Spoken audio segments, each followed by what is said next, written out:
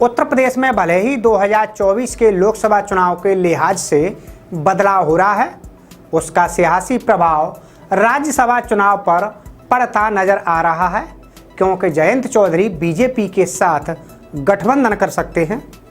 अगर ऐसा हुआ तो समाजवादी पार्टी के लिए ये संकट खड़ा हो जाएगा।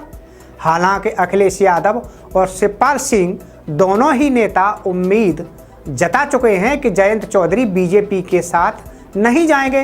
हालांकि शिकोहाबाद पहुंचे सपा के राष्ट्रीय महासचिव प्रोफेसर राम गोपाल यादव ने कुछ और ही बयान दिया है। जो भाग रहे हैं उनका चरित्र भागने वाला है, फिर हो सकता है वापस आ जाए।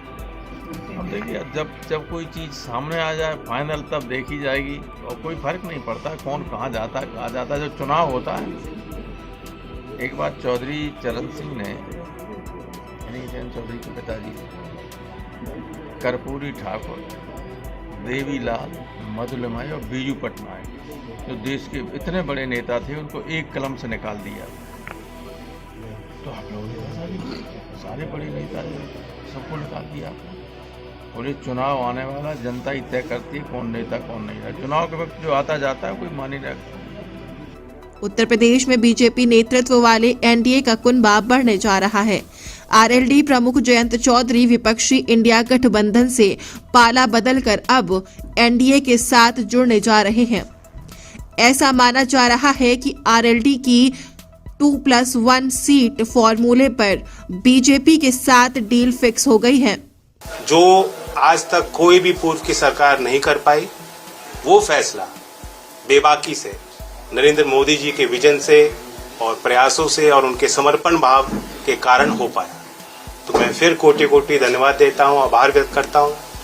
जो आज मुख्यधारा में लोग नहीं हैं, उनकी हिम्मत बढ़ाने का फैसला आज भारत सरकार ने लिया है।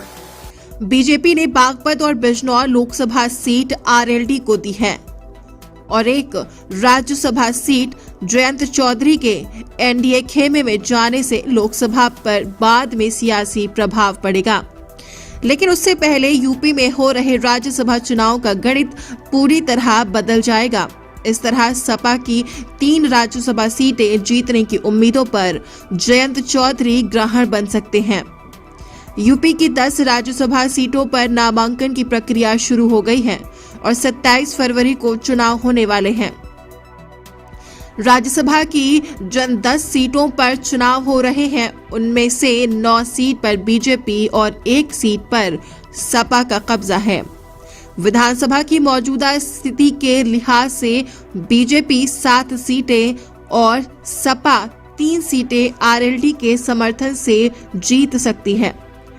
सूबे में भले ही 2024 के लोकसभा चुनाव के लिहाज से बदलाव हो रहा है, उसका सियासी प्रभाव राज्यसभा चुनाव पर पड़ता नजर आ रहा है। आरएलडी प्रमुख जयंत चौधरी के इंडिया गठबंधन से अलग होकर एनडीए में वापसी की पटकथा लिखी जा चुकी है, जिसका राजनीतिक नुकसान सपा को राज्यसभा चुनाव में उठाना पड़ सकता है।